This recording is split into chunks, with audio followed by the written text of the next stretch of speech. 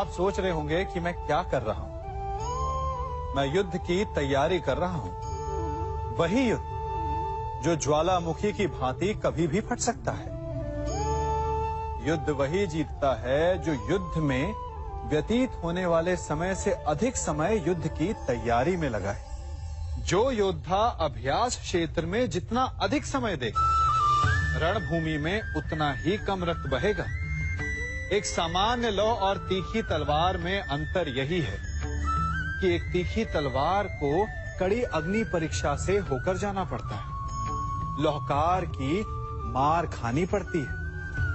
एक तलवार जितनी पीड़ा सहेगी, उसका वार उतना ही प्रबल होता है।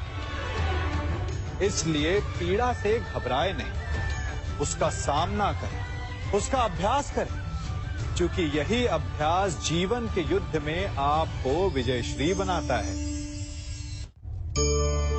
जब मेघ छाते हैं तो क्या होता है?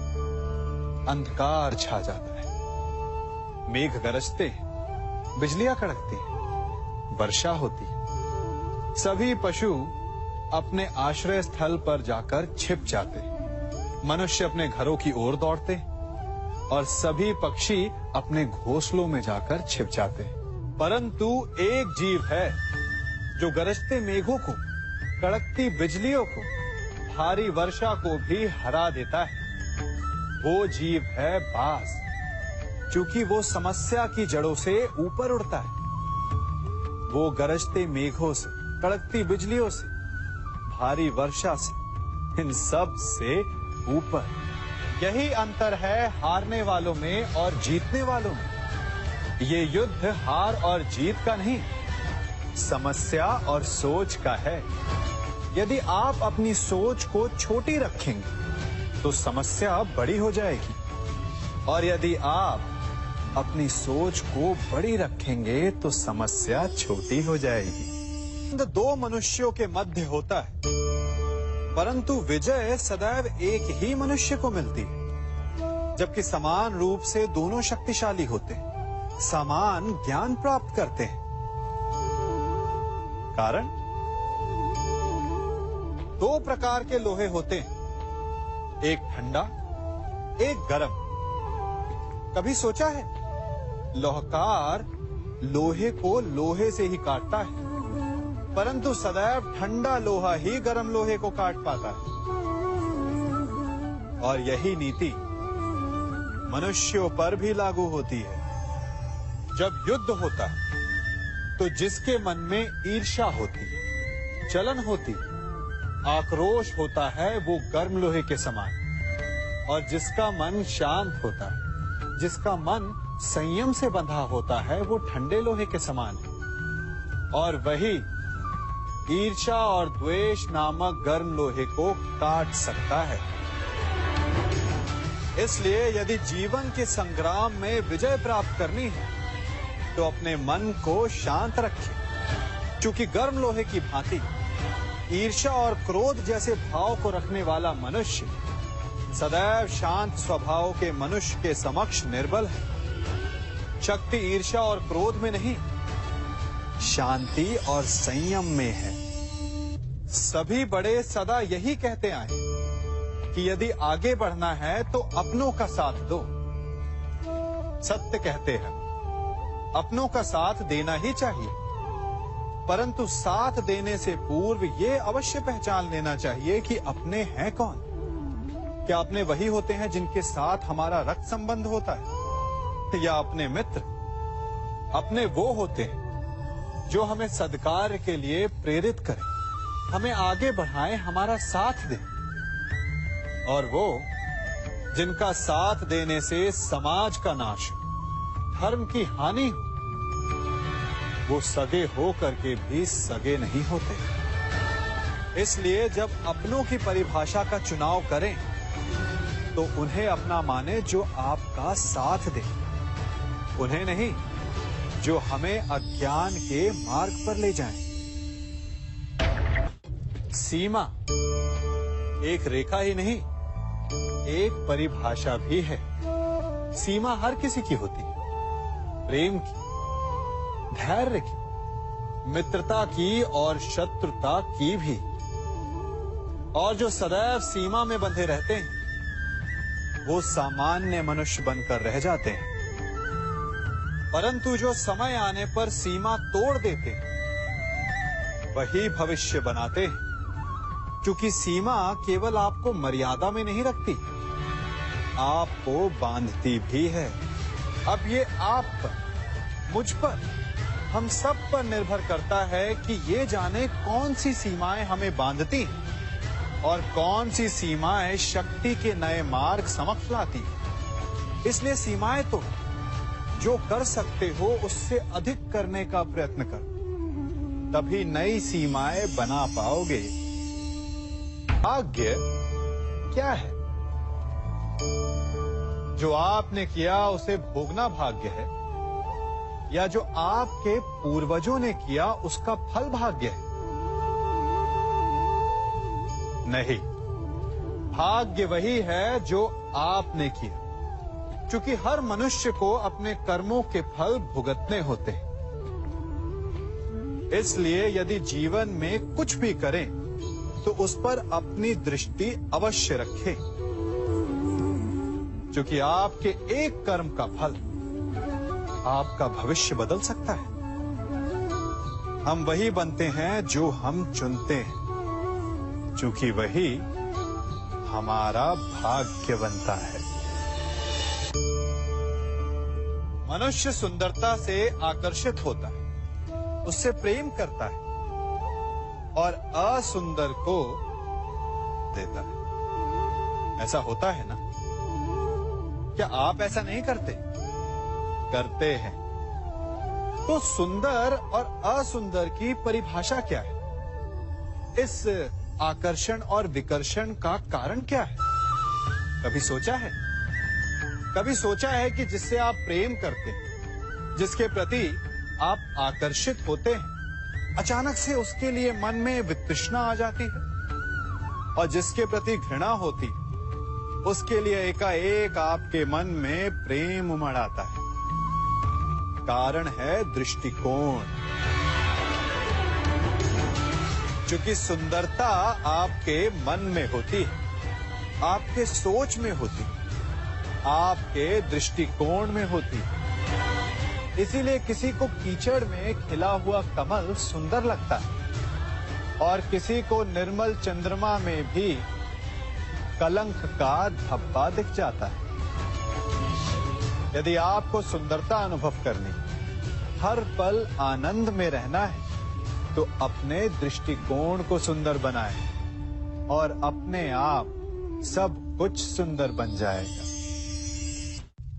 हम अपनी सोच और संसार की मान्यता के अनुसार अपने विचार बनाते हैं। जैसे सत्य कहना धर्म है, असत्य कहना पाप, सहनशीलता धर्म है और क्रोध करना अधर्म, उपकार करना, जीवों पर दया करना धर्म है और निष्ठुर होना अधर्म। परंतु क्या यही सत्य है? क्या कभी कभी परिस्थितियां इन आवेशों को उल्टा नहीं कर देती? करती है।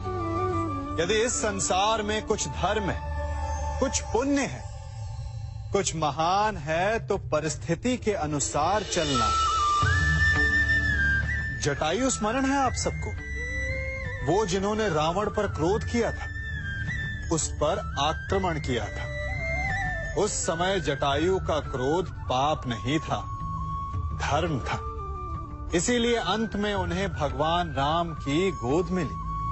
और कुछ ऐसे भी होते हैं जो धर्म को सहनशीलता समझकर हर अन्याय को सहते हैं और अंत में वो बाणों की शैया पाते हैं। यदि कोई पशु या व्यक्ति अकारण आक्रमण करके किसी निर्दोष के प्राण लेने की चेष्टा करे, तो उसके रक्षा हेतु उसका वध कर देना पाप नहीं, समय की मांग है।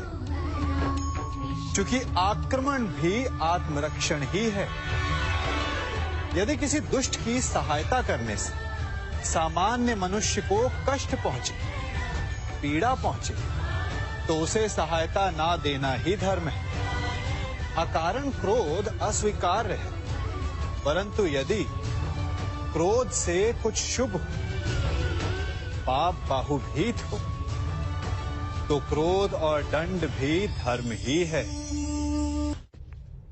संसार का सबसे बड़ा पाप क्या है? असत्य बोलना, हत्या कर देना, चोरी करना या किसी का अपमान करना। संसार का सबसे बड़ा पाप है किसी निर्बल को सताना, और संसार का सबसे बड़ा दंड भी उस निर्बल के मुख से निकली हाय है। आप देख रहे हैं मैं क्या कर रहा हूं? मैं लौह पिघला रहा हूं, और ये लौह पिघलता है इस चमड़ी की बनी धूनकी से निकली हवा से। तनिक सोचिए, एक मृत पशु की खाल से बनी धूनकी इतने कठोर लोहे को भस्म कर सकती।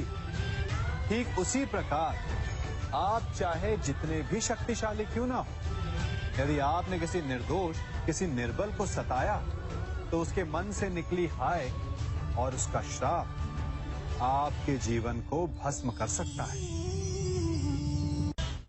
स्वर्ण सज्जन पुरुष और परोपकारी मनुष्यों की गति एक समान होती है। यदि स्वर्ण टूट जाए तो उसे गर्म करो, ताप दो, पिघल कर वो फिर से जुड़ जाता है। ठीक उसी प्रकार मतभेद होने के पश्चात भी एक सज्जन पुरुष और महान पुरुष फिर से मित्र बन जाते हैं। परंतु दुर्जन दुष्ट माटी से बने लोग उस पके हुए मटके के समान होते हैं कि जिनमें यदि एक बार दरार आ जाए तो वो स्वयं ही स्वयं का सर्वनाश कर लेते हैं। इसलिए मित्रता केवल सज्जनों से ही करें ताकि मतभेद ना हो। दुष्टों का समूह अपना नाश स्वयं ही कर लेता है। यदि कोयले की खान में जाओ तो चाहे जितनी भी सावधानी बरतो, अपने वस्त्रों पर कालिख लग ही जाती है। इसलिए दुष्ट मित्रों से सावधान।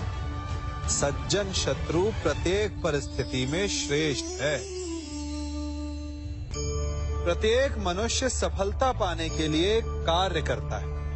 कुछ सफल होते हैं, कुछ नहीं होते, और जो सफल नहीं होते वो सदा अपनी असफलता का कारण या तो अपनी परिस्थितियों को बताते हैं या अपने सहयोगियों को दोषी ठहराते हैं। परंतु क्या वास्तविकता में ऐसा ही होता है? क्या कोई परिस्थिति या कोई व्यक्ति किसी की असफलता का कारण बन सकते हैं? उत्तर हाँ भी है और ना भी। कैसे? आप इस तितली को देख रहे हैं? आपने एक मक्खी को भी देखा होगा। प्रकृति ने दोनों को समान गुण दिए हैं रस पान करने का।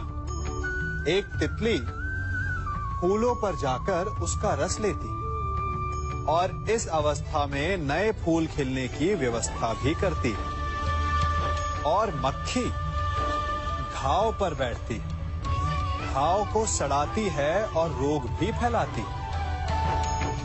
यदि इसमें किसी बात का अंतर है तो केवल सोच का। यदि आप उचित मार्ग चुनेंगे तो आपको सफलता मिलेगी, आप में उत्साह बढ़ेगा, और यदि आप अनुचित मार्ग चुनेंगे तो आपको असफलता मिलेगी, निराशा मिलेगी। अब उचित मार्ग चुनना है या अनुचित मार्ग, ये निर्णय तो आप पर निर्भर करता है। मनुष्य सदा भला बुरा, खरा खोटा, सत्य असत्य की बातें करता है। सत्य को अच्छा मानता है और असत्य को बुरा। परंतु क्या आपने कभी ये सोचा है कि प्रत्येक वस्तु, प्रत्येक भाव का एक महत्व होता है? दोनों ही एक दूसरे के पूरक होते हैं। यदि काला रंग नहीं होगा तो क्या श्वेत रंग की आभा का अनुभव होगा? यदि असत्य नहीं होगा तो क्या सत्य के महत्ता का ज्ञान होगा? यदि बुरा नहीं होगा तो क्या भले पर आपको विश्वास होगा? कुछ महत्वपूर्ण है तो दोनों के मध्य का संतुलन। बुरी से बुरी वस्तु, समय या भाव, कोई ना कोई स्वयं में शुभ छिपाए रखती है। कभी काले गरजते मेघों को देखा है?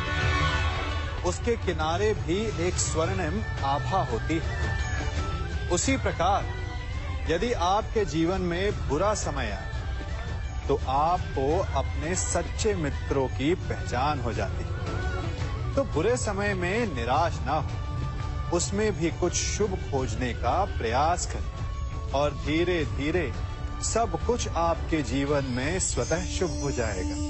संसार में सबसे महत्वपूर्ण क्या है? दृष्टि या दृष्टिकोण, समझ या सोच? सामान्यतः मनुष्य की दृष्टि और सोच में अधिकतर वो वस्तु, वो घटनाएं, वो भाव श्रेष्ठ हैं जो हमें आनंद दे, और जो हमें आनंद नहीं देते उन्हें हम दुखदाई मान लेते हैं। परंतु दृष्टिकोण और सोच को यदि एक भिन्न कोण से देखें तो परिस्थितियां भिन्न सिद्ध हो सकती हैं। जिस प्रकार भीषण गर्मी हमें सुहाती नहीं, परंतु वही गर्मी सागर और नदियों के जल को वाष्पित करती है और हमें मनोरम वर्षा का आनंद देती है, उसी प्रकार भीषण परिश्रम के पश्चात हमें सफलता मिलती है। शिक्षा के पश्चात हमें हमारा लक्ष्य मिलता है। तो सदा स्मरण रखिएगा कि दुख और पीड़ा से भागे नहीं, क्योंकि यही भविष्य में आने वाले सुख का मूल है। जब भी आपने यात्रा की होगी तो अवश्य अपने मार्ग के आसपास कुछ रिक्त स्थान देखे होंगे, कुछ खेत देखे होंगे, कोई ना कोई भूमि का टुकड़ा अवश्य देखा होगा। कुछ स्थान ऐसे होते हैं जहां पेड़ लगे होते हैं, जहां माली बड़े प्रेम से उन्हें बोता है, उन्हें सींचता है। और कुछ स्थान ऐसे भी होते हैं जहां बिना माली के खरपतवार उग जाते हैं, कुछ अन्य पौधे उग जाते हैं। माली द्वारा उगाए वृक्ष हमें ठंडी छाया देते हैं, हमें फल देते हैं, ईंधन के लिए लकड़ियां देते हैं। और बिना परिश्रम के उपजित खरपतवार यदि कुछ करते हैं तो ये कि वो भूमि को बंजर बनाते हैं। हमारा मन भी रिक्त भूमि की भांति होता है। यदि अपने परिश्रम से उसमें सुविचारों के बीज डालोगे तो फलदायक विचार उपजेंगे, और यदि उसे रिक्त छोड़ दिया तो खरपतवार की भांति अनुपयोगी विचार आपके मन को अपना घर बना लेंगे, आपके मन को मैला कर देंगे, उसे बंजर कर देंगे। अब निर्णय आपका है कि आपको सुविचार देने वाला मन चाहिए या कुंठा देने वाला। जल प्रकृति को इस संसार की सबसे अनूठी देन है। वो महासागर में भी मिलता है और मीठे तालाब में भी, वो पवित्र गंगा में भी होता है और दुर्गंध आती नाली में भी। हम तालाब और नदी को सम्मान इसलिए देते हैं क्योंकि उसका मीठा जल हमारी प्यास बुझाता है, परंतु सागर का जल पीने योग्य नहीं होता, इसीलिए कभी कभी हम उसे उतना महत्व नहीं देते और नाली के जल को हम हे दृष्टि से देखते हैं। तो क्या ये उचित है? हमारे संबंध भी इसी जल की भांति होते हैं। जिस संबंध से हमें लाभ ना हो उससे हम दूर हो जाते हैं, कभी ईर्ष्या के कारण, कभी अहंकार के कारण उस संबंध को तोड़ देते हैं। तो क्या संबंध को तोड़ देना उचित है? तनिक विचार कीजिए। माना कि सागर का जल फसल नहीं दे सकता, परंतु मोती तो देता है। माना कि नाली का गंदा जल हमें किसी भी कार्य के लिए उपयुक्त ना लगे, परंतु वो भी कहीं लगी अग्नि को बुझा सकता है। ठीक इसी प्रकार प्रत्येक संबंध कहीं ना कहीं किसी न किसी परिस्थिति में उपयोगी हो सकता है।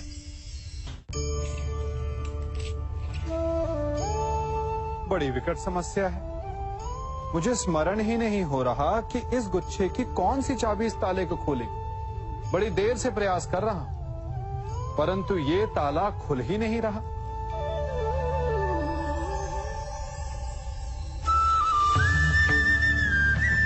ऐसी परिस्थिति में आप क्या करेंगे?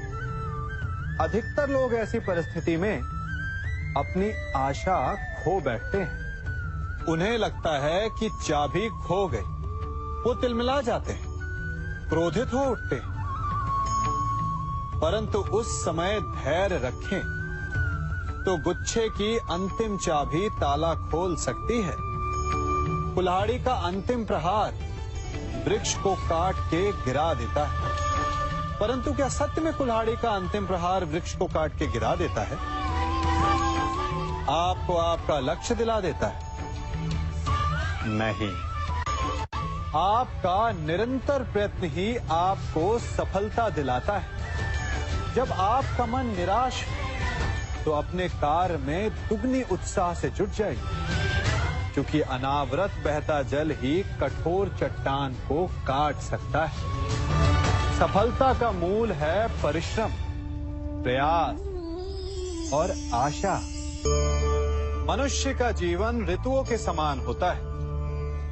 आज ग्रीष्म तो कल वर्षा, परसों शीत।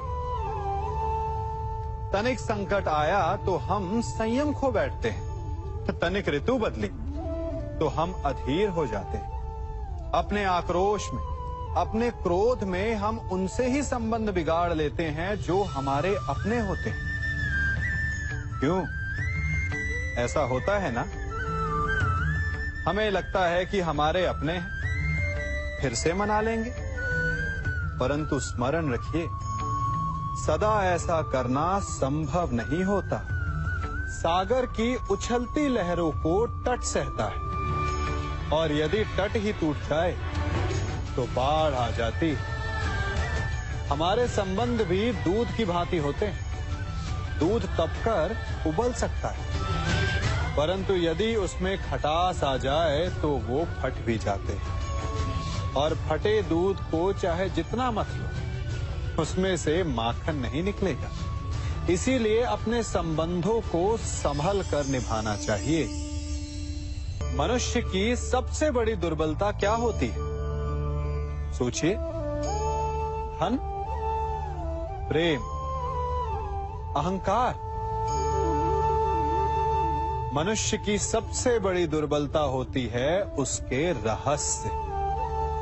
चाहे आप कितने भी शक्तिशाली क्यों ना हो, कितने भी प्रबल क्यों ना हो, परंतु उसके रहस्य उसके नाश की चाबी होती है। इसलिए यदि प्रबल रहना है, शक्तिशाली रहना है, समर्थ रहना है, तो अपने रहस्य को किसी को भी ना बताएं, ना मित्र को और ना ही शत्रु को, क्योंकि समय पड़ने पर कब कौन शत्रु हो जाए ऐसा कहना संभव नहीं। विभीषण को रावण के अमृत कुंड का ज्ञात था, इसीलिए प्रभु श्री राम रावण का वध करने में सफल हो सके। इसलिए उचित यही है कि आप अपने रहस्य को स्वयं तक ही सीमित रखें। मनुष्य का मन बड़ा विचित्र होता है। कल्पना में ही विकास करता है, संपन्न भविष्य का स्वप्न देखता है, और कल्पना में ही जो नहीं हुआ उससे भय खाता है। और यही भय मनुष्य का सबसे बड़ा शत्रु है। हमारे भविष्य के मार्ग में, हमारे आनंद के मार्ग में सबसे बड़ी बाधा है। अब आप लोग मुझसे पूछेंगे कि इसका तोड़ क्या है, भय से मुक्ति कैसे पाई जाए? तो ये प्रश्न आप स्वयं से पूछिए। तनिक सोचिए, जब आप एक सुंदर भविष्य की कामना करते हैं तो उसे पाने के लिए आप परिश्रम करते हैं ना? ठीक उसी प्रकार भय से मुक्ति पाने के लिए आप उससे लड़ जाएं। और उसका निवारण आपको स्वतः ही मिल जाएगा। इसलिए जब भी भय आपको सताए तो उससे भागे नहीं, उससे घबराए नहीं, क्योंकि भय का काम ही होता है आपको भयभीत करना। इसलिए जब भी भय आप पर आक्रमण करे तो आप भी उस पर पहले ही आक्रमण